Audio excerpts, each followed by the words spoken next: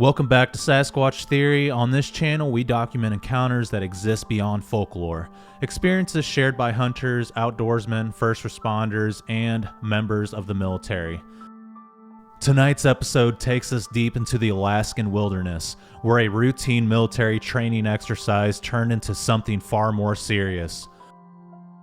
Our guest Mike, a returning voice on the channel and an active duty service member, during wilderness and ambush training in 2024, Mike and his unit were dispatched to investigate reports of an unknown entity terrorizing a remote village. What Mike and his squadron encountered was something he believes was a Gugwe, a highly aggressive cryptid creature known to attack human beings. This is not a campfire story, this is a first-hand military encounter. Sit back, listen carefully, and decide for yourself. If you can, like the podcast, subscribe to the channel, and if you have your own Bigfoot encounter you would like to share with me here on Sasquatch Theory, feel free to reach out sometime at sasquatchtheory@outlook.com. Alright, with all that being said, let's dive straight into Mike's Gugwe encounter from the state of Alaska.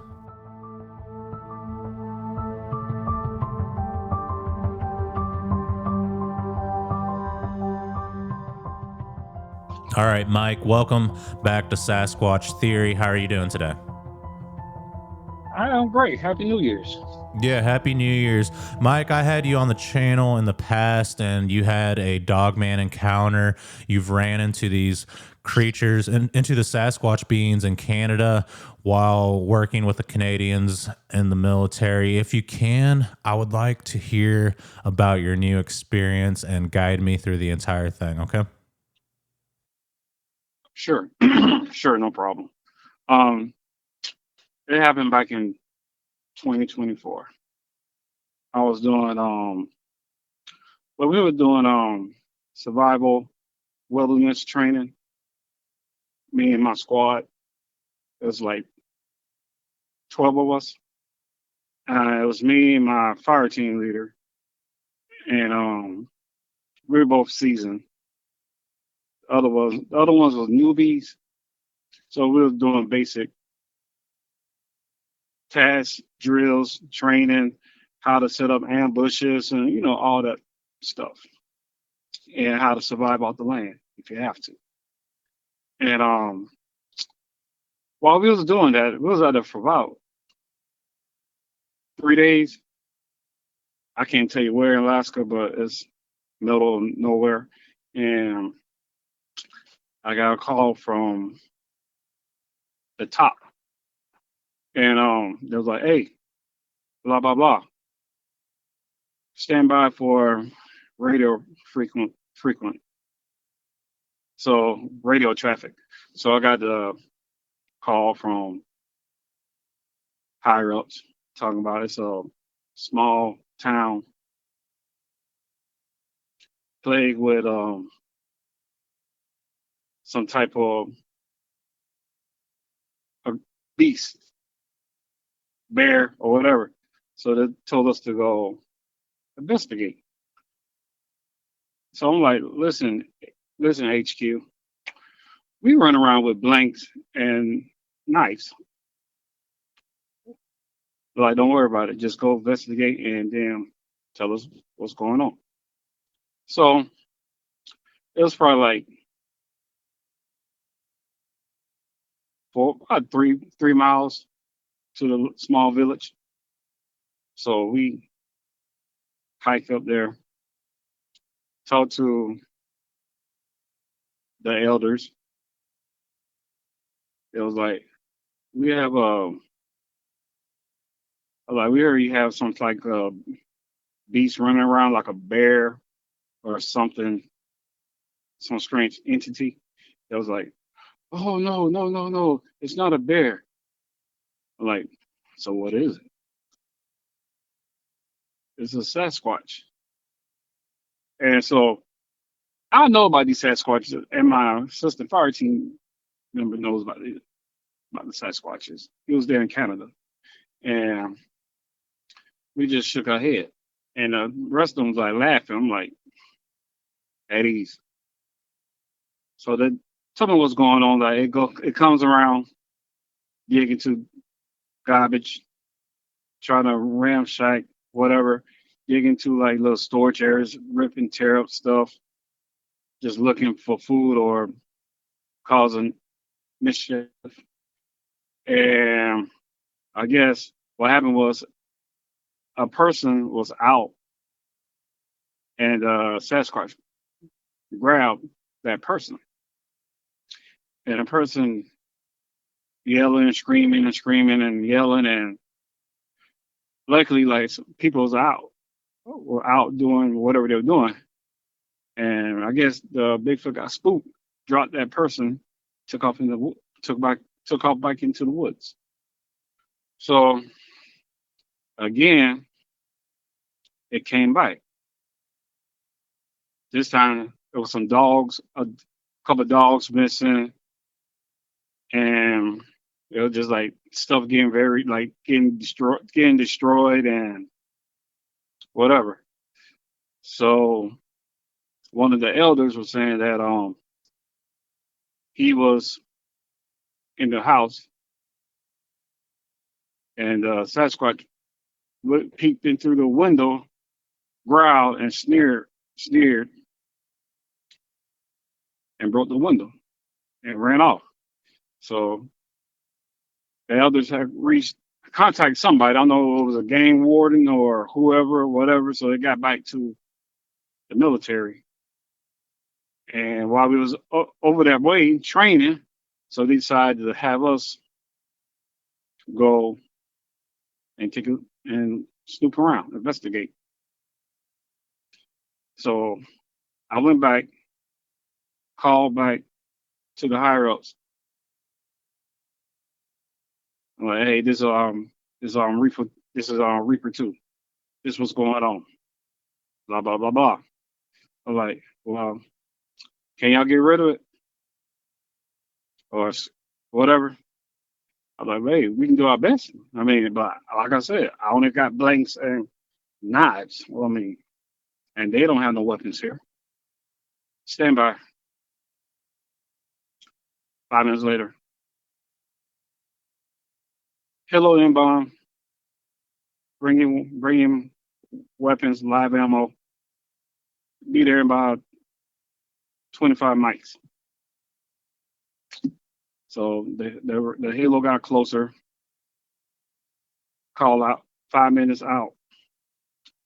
Okay, Roger that. Pop smoke, pop smoke. Halo land. We switch out gear. Got actual body armor on, and so it kitted up. So I had I had my M4 203 grenade launcher. My assistant party team had a 240 Bravo, and the rest of the guys they had the standard M4s. But this time we had I also had a shotgun, a tactical shotgun with dragon's breath and slugs. And so and we had flash grenades, stuff like that, smoke grenades, even tear gas. So we have eyes a plan. We had like I said, it's 12 of us. So we had like two personnel patrols stationed across the village, just doing foot patrols. So the first couple hours, it was just normal people doing their regular activities. So it got kind of dark a little bit. You know how when it's dark, everything and in the woods or whatever, it gets quiet. That means that it's a predator coming. It's a predator out there. And one of my younger soldiers was like, why is so quiet? So because it's a predator out there. So I had to break down and explain to him like This what's going on. This what's going on. Okay. I know you're not trained for this, but listen, just listen to me. We'll be fine. Okay. So while I'm doing that, one of the guys like, contact 75 yards, tree line, moving east, fast as fuck. I'm like, Roger that. So I told the other guy, hey, get up top of the rooftop. You get on the other side of the rooftop. So we waiting. So all of a sudden you hear like the trees rustling and you hear the growls and stuff. So me and my team leader, I'm like, hey, switch on nods, but night vision goggles to see we can see something. So, so couldn't really see nothing. So I'm like, okay, take the nods off, shoot flares. So I got a flare, put it in 2 or 3, launched it, and when the flare was coming down, I seen this big face, look like a big ass. Pardon my, I'm sorry, pardon my French. A big balloon, baboon looking type of face, and it had some canines. I'm like, holy shit. I mean, I'm freaking out inside, but I'm cool outside because I don't want nobody else to get, you know, scared and all that stuff and whatever. So one of the elders came out. He was telling me, "Hey, did you see it?" I'm like, yes. Does it look like a baboon face, about 7, 8 feet tall, with some canines? He's like, that's it, that's it, that's it. I'm like, that's a damn Gugwe. I read about the Gugways, I heard about the Gugways, so they also call them face eaters. They're very aggressive, mean, nasty type of Bigfoot. If you don't call it a Bigfoot, but it's a Bigfoot. So I went back. I told him to go back inside, lock his doors and stuff. I gave I gave him a radio, one of my radios. Like, hit me up, if something comes. So we trying to devise a plan why this Goulet just running around in the woods still making noise and stuff. So I told him, we're gonna set some booby traps, some flares. So when you run through, it'll pop off and we'll gauge them. So put the plan in motion. Make a long story short, we waited for a while. Waited. Then all of a sudden, you trip over the booby trap. Flares went up. I get scared the crap out of them. It was me and these other 3 soldiers right there. I'm like, engage, engage, engage, engage. So we start engaging, shooting. Got a couple of shots off at him. But he took off. He took off running. I'm like, damn. So I'm I'm calling back to higher ups, telling what's going on, play by play, and they're like, well, keep doing what you're doing. Just keep doing what you're doing. Just take care of the threat, eliminate the threat. I'm like, Roger that. I mean, it was like a cat and mouse for a while. So finally, I went, did a walk around perimeter, and all of a sudden I heard a whoosh, and I got hit in the shoulder with a log, not a big ass log, but nice size, and hit. I'm like, oh, F, F, and I'm like, I call, hey, I'm down. I'm over here. So five of them came over like, what happened? Like I was walking, patrolling, and I got hit with a log, a stick, what we gonna call it. So I could, I just like shook it off because the adrenaline rush and stuff like that. So we kept on doing our patrols and stuff.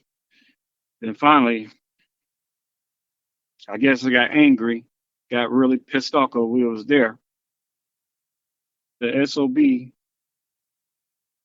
ran out in the middle of like the, how I call it. It's like the middle of like a path, and we can see him.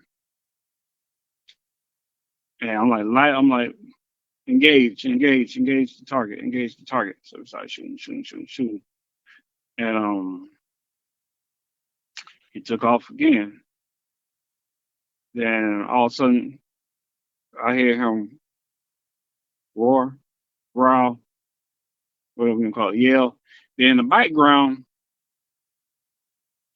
we hear another growl, like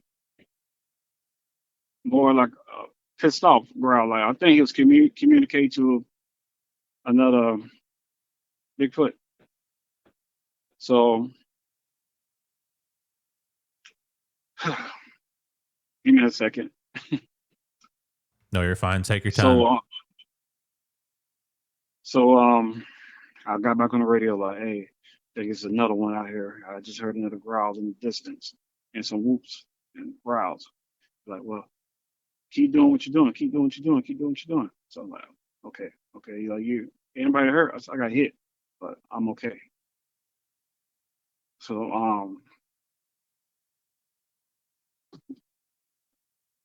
I was like,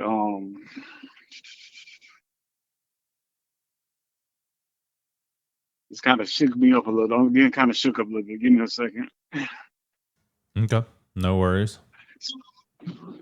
So so basically, I was just like, listen, we gotta Charlie up. We gotta go and eliminate this threat. We gotta take him down and save these people, and we can get the heck out of here. They're like, Roger that, Roger that. Lima Charlie. Lima Charlie means loud and clear. Like, all right, let's come on, let's go. Game time. So it's coming. So I'm a little bit in the forest, hiding in the bush, just looking, and all of a sudden, probably like 100 yards, is walking across like nonchalant. And I'm on the radio like, hey, he's in front of me, 100 yards. This time, instead of trying, I'm like, um, Reaper 5, Reaper 6, Reaper 7, you try aim for the head or the chest. And I'm like, Reaper 10, aim for the torso, and I'm gonna aim for the legs. And see if we can clip his ass. Cause like Roger that, I'm like, on my count, 3, 2, 1, engage. We rain hell down on that Sasquatch. It actually, believe it or not, it worked. I mean, he was so confused and he couldn't, whatever, and it was hitting everywhere, everywhere. Finally, it went down, but it still had a little bit of fight in him. So I told my Overwatch, stay there, and I told Reaper 3, come with me, and told the other guys stay a little distance. So we went over there. They're still alive and on this bike. So I took my 12 gauge, put two to the head, and I kicked it a couple times, made sure it wasn't playing possum. And that was a big son of a bitch. big son of the gun. He's probably about, I had to be at least about 600, maybe 600, maybe 700 pounds, about 8 foot. So we flipped him over, took all those, flip him over, and boy, that's an ugly SOB. So we call, I'll call the higher ups. Hey, target is down, waiting on instructions. So like, Roger that. We bring in a cleanup crew, probably like 45 minutes. Choppers come in, then probably like an hour and a half, 2 hours. Um, Vehicles come, some scientists come, some personnel in black suits come. So we had to sit there. First, they talked to all the villagers, the community. I guess they had to sign some kind of disclosure forms, so you can't talk about this crap. And then they brief up. Well, then they talk to everybody individual, tell them like, you didn't see this. This is not what you saw. You was out here doing patrol. You killed a bear, a big old grizzly bear or Kodiak bear, whatever, and stuff like that. So it came to me and my partner. They do the, well, they did the same thing, but a little bit different. Like they, they wanted like play by play, how we took it down, how we tracked it, and I was telling them that it's a additional Sasquatch in the back, in the rear, somewhere in the woods. But like, no worries, we'll send some other personnel to track it, tag it, or kill it.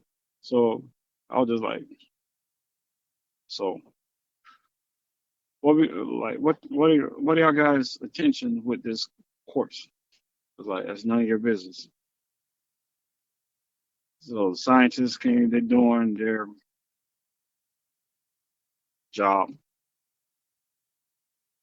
There, there was, I think we was there for like after the aftermath. We was there for about at least 4 or 5 hours. And by the time the cleanup crew tag it and bag it and load it up and took it, I don't know where, took it, I don't know where. And my higher ups was telling me um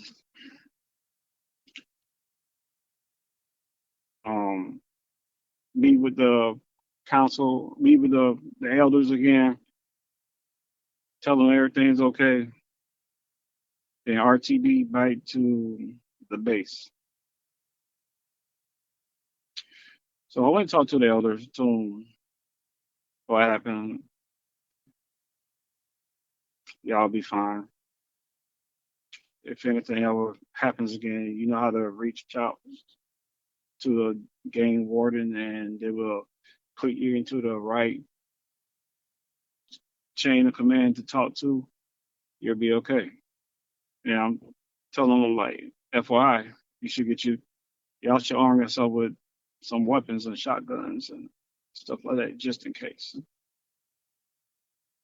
So they greeted us, thank you.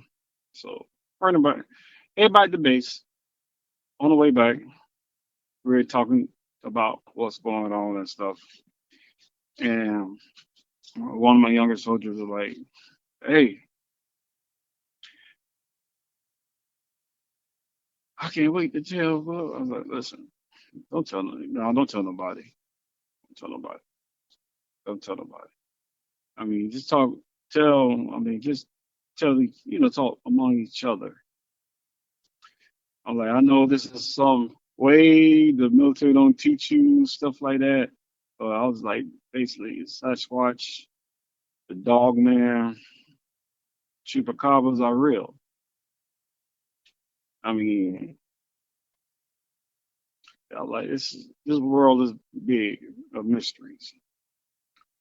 Like, for now, just keep an open mind. I'm like, some people exaggerate on how they see whatever cryptids and stuff. Like, you lived it, you seen it. This is the real deal. Just, just just keep open mind. Oh yeah, this it had a stench, a foul stench. It had a stench. It smelled like feces, rotten tuna, garbage, decomposed body, all wrapped in one. It was so thing. It was so funky that my eyes was burning and like I was crying. But back to the base. We got back. There's some more intel, briefs, stuff like that, and try to go on a normal day, but you can't. You just constantly. I'm having a little bit of. I had a little bit of nightmares about that stuff. It plays on me and stuff. So you can't really talk to a counselor or a therapist. Oh, I engaged the Bigfoot or whatever, because they'll look at you like, yeah, you kind of nuts. So how I comprehend, I just talk to my bros, the ones who went through it, or some people that I know that had some type of experience like I have, and I talk about it. It's like therapy for me. I mean, my time is almost up. I'm about to retire from this military. I mean, I did a lot of stuff,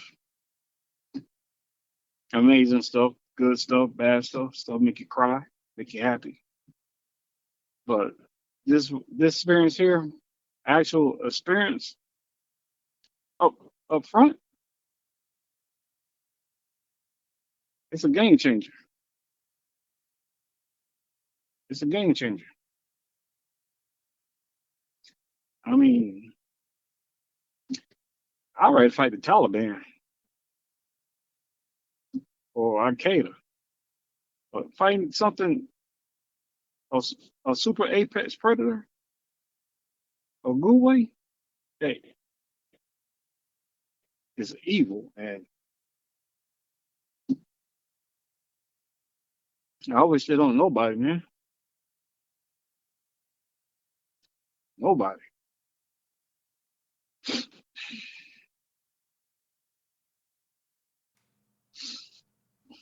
All right, Mike, I appreciate you for sharing all of that information with me, and I can tell that it really affected you deeply. What were your thoughts when you first went to meet up with the tribal elders? Did you just think that you were looking for a grizzly bear or some other type of predator, or did you go there knowing that this was a Sasquatch or cryptid creature?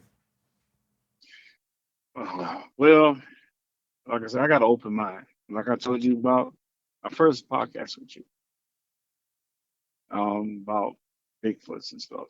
Um, Alaska got a lot of weird stuff going on, so I had an open mind. I mean, because a lot of people disappear, and a lot of strange sightings like Bigfoots and UFOs. Then you got the triangle, the pyramids out there and stuff like that. But I had an open mind. I was like, I hope it was just a bear, to be honest with you, but I was ready for the worst. So when I approached the elder, they said, blah blah blah. How you doing? What's your problem? I like, I heard that you see bears. You seen a aggressive bear running around. No, no, no, no, no, no. It's not a bear. It's not a bear. It's a Bigfoot. So then I was just like thinking in my mind, Bigfoot. Okay, all right. We could probably scare this Bigfoot off and run him off if it's if it's a Bigfoot. But like I said, when I lit that flare and see no canines and that baboon looking type of face, that's a damn Gugwe. What color I was mean, the creature? it was a dark brown, brownish, Mhm. dark brownish, and his canines was at least,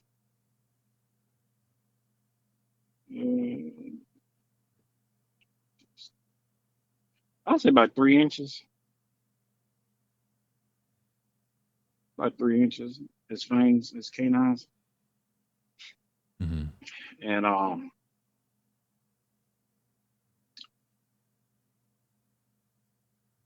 like I said, it was like a nightmare. Yeah. It's like a nightmare. And what branch of And the military were you in? army, Okay. army. And where exactly did they send you at in Alaska? I know you guys got to study maps, topography, the terrain. Do you know at least what area you guys are going to? I can't talk about that. I was just like, I'll tell you this. We're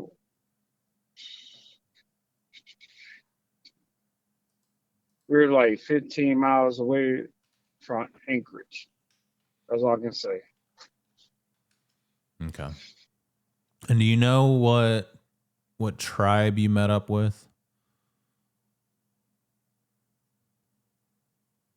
Mm, Did they tell you? I can't remember. Uh, they told me, but I can't talk about that part right there. I will expose. I can't expose it. I'm sorry. No, you're fine. And if you can't talk about the tribe or the area, then how are you able to talk about the entire story, like the meat and bones of the story? Is it because it'll give I mean, away like the actual mission and who was there? yes, yes, yes, sir. Pretty Okay. much. I just give you like the meats and bones, but I can actually dig into like the actual details. Like I really want to, but Hmm. I can't. I Okay. can say certain things like, you know, Yeah. Is there anything you can tell the listeners that can confirm, like, I don't know, like military lingo, like if they heard you say something, they would know, like, okay, this guy really did do what he did. Because I wasn't in the military, so I don't really know personally. But is there something that you could say that somebody that's in the military would know for sure, as far as like ranking or where you served and what years, anything like that? um, like I can tell you like certain terms you said like Yeah, like what's talk something that somebody in the military would know? talk like talk. Hmm. Talk stands for like Tactical Operation Center or FOB, Foreign Operation Base. That's military. Or Lima Charlie means I understand loud and clear. Okay. And what And rank were you in? E7, Okay, cool. Sergeant, And Sergeant First Class. okay. And when you shot the creature, how did it react? The first contact or the Yeah, let's go with the second first contact? contact. Yeah, we'll go through each one. How did it react the first time? It was like shock. It was like shock and it like took off running. So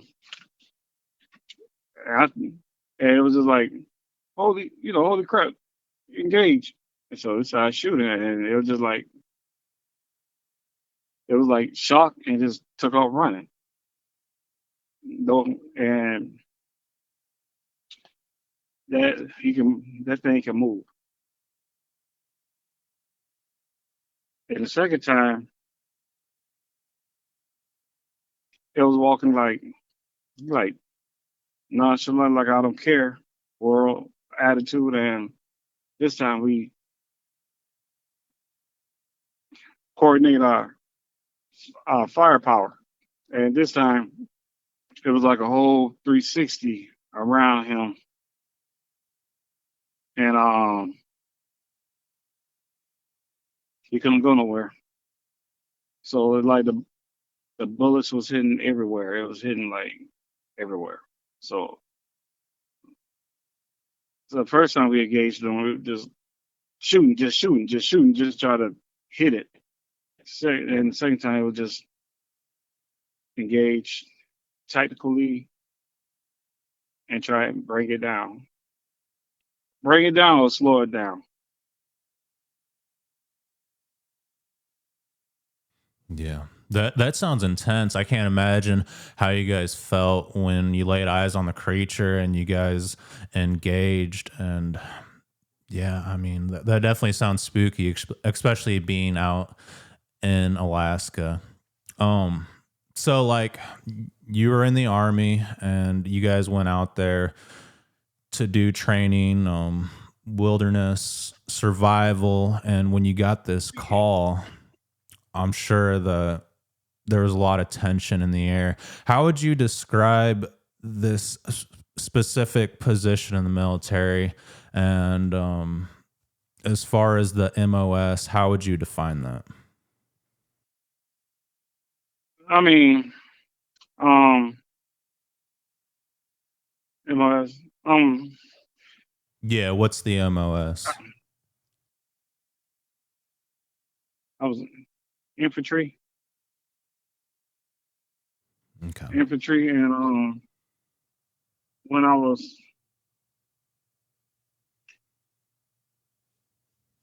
infantry, but then I got tired. I got kind of tired of doing infantry Mhm. and stuff, and I had switched because I was like my body getting beat up, shot up, stuff, and so I was just like, well,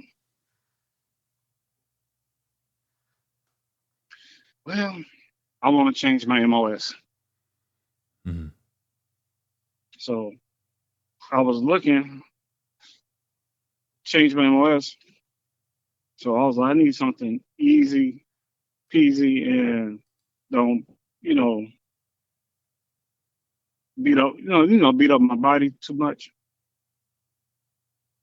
So I had to choose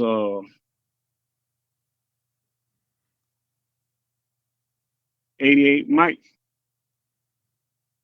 transportation heavy equipment operation. Basically, you drive whatever trucks, whatever, all that crap.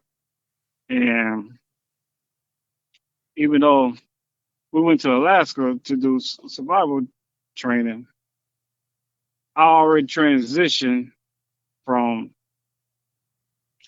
11 Bravo, 11 Bang Bang to 88 Mike.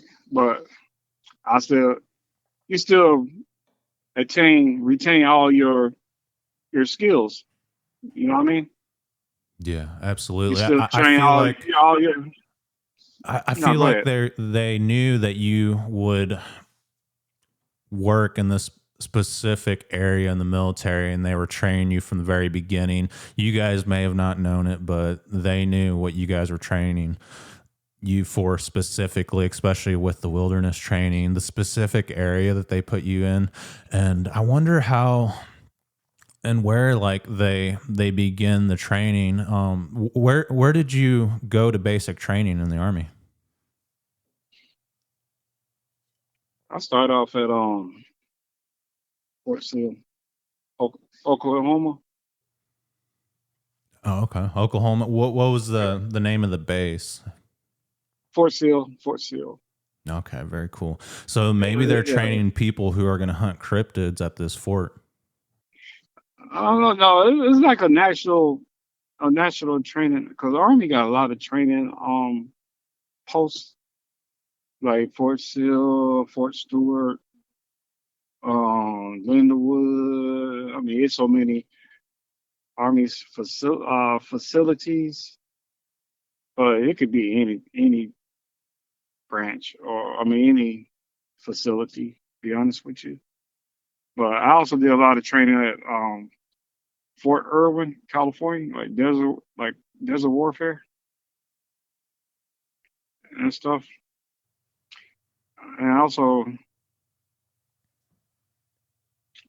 did some training with the Marines Hmm. and stuff. Yeah. Camp Pendleton, all that stuff. So maybe they just called you guys because you happen to be in the area, and Yeah, that's what it was. To be honest with you, it was just you're in that area and you can go investigate, see what's going on. You already have combat experience and stuff like that. mhm. You and this other person, and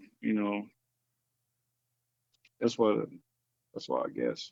Yeah, I guess I was in the right place at the right time. yeah, the right place at the wrong time, maybe. And when you guys shot the creature, it went down. What were your thoughts? Did you think that you would be attacked by more Gugways? Do you feel like maybe, like you said, it was playing possum? Did you think that maybe it was pretending to be dead, and when you guys walked up to it, it was going to grab you and tear you to pieces? Yes, yes, because I mean that's the oldest trick in the book, playing possum and stuff. I also read about it. Like if a bear chased you, I don't know if it's true, but you play dead, play possum, and a bear will sniff you and run off. But I think that's kind of BS. But yeah, I don't want to take those chances. So I just took put two to the head. Cause what if I would have went over there and he still have alive and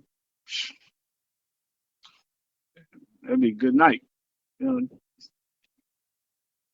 tear my butt apart or tear another person's butt apart. Yeah. So they sent in the black helicopter scientists and Yeah, possibly they the had men in some other black. people. That's what I believe it was. MIB and contain everything and stuff like that. Yeah. I mean, you can't tell what's going on. I mean, then yeah, the MIB. I believe that was MIB or some other entity. Be honest with you. Hmm. No, did they And call it so an entity or an actual physical undiscovered creature? What are your thoughts on that? they just call it a subject. Subject is 8 foot male, um, uh, um, dark brown hair. That's how the scientist was breaking it down. And like the other people was calling it a creature.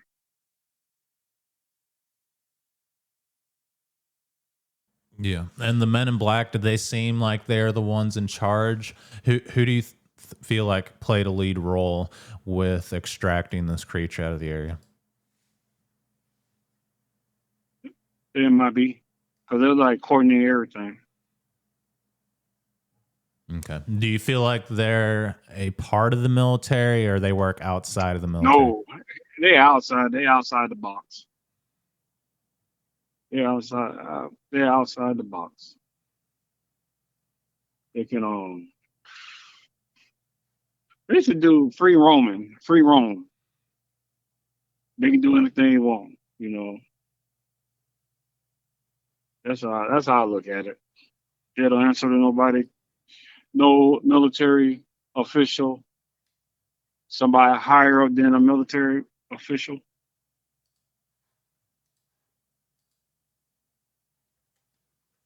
Yeah. Yeah, that's interesting. How do they load up the creature, and did it seem like they've done it before? Like it did. Be honest with you, it looked like they did it many times. I just put it in some container, hook some harnesses up, call in bird helicopter, and scooped it up and Yeah. stuff. And they told the tribal people not to talk about it. Is that correct? Correct.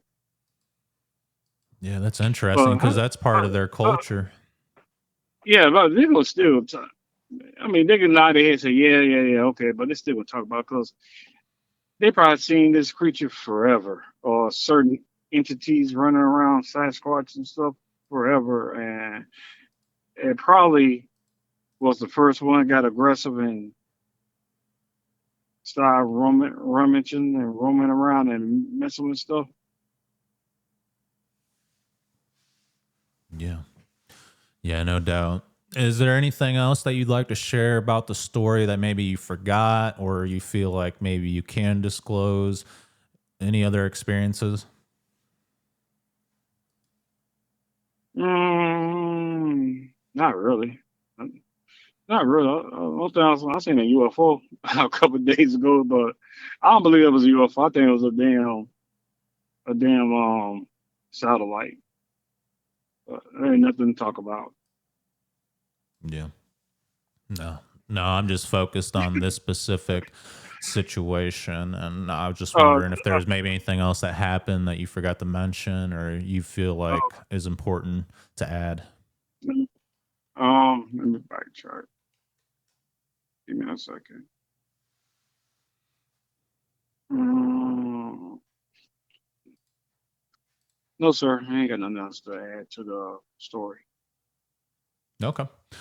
Yeah, I feel like that pretty well covers your story and any questions that I had. I mean, you explained everything with detail and you painted the picture pretty well in my mind as to what happened. Thank you. Thank you. Yeah. And I appreciate And you for you, openly talking about this here on the channel and for your service and for eliminating the threat that was terrorizing the tribal people in Alaska. yeah. I mean, like I said, it was a. I believe leave. Just don't bother me. I don't bother you.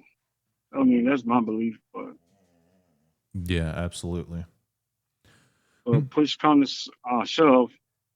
Do what you got to do. Oh yeah, no doubt about that. And all right, Mike, I appreciate you for coming on the show again and disclosing this information. And yeah, in the future, if you have anything else to reveal, feel free to contact me, and I'd be glad to speak with you about it. Yes, sir. I sure appreciate coming on your channel and tell your listeners Happy New Year. Yeah, And absolutely. Bigfoot is real and other creepy stuff. Yeah, no doubt about that. Happy New Year's, and you take care of yourself. And I appreciate everything you did. Experiences like Mike's raises serious questions, not just about what may exist in our forests, but about how much we truly understand the world around us. When trained military personnel, indigenous elders, and multiple witnesses all describe the same entity, it challenges the idea that these encounters can be easily dismissed. Whether you believe this was a Gugwe, a Sasquatch, or something else entirely, one thing is clear. Something was out there, and it was not behaving like a known animal. I want to thank Mike for having the courage to come forward and share this experience. These stories matter and they deserve to be documented. If you've had a cryptid creature encounter, especially in the military, I would like to hear about it. And I want to thank all the viewers, all the listeners for tuning in today. And I want to thank each and every single one of you. Happy holidays, and until the next one, stay aware, trust your instincts, and remember, not everything in the wilderness wants to be seen.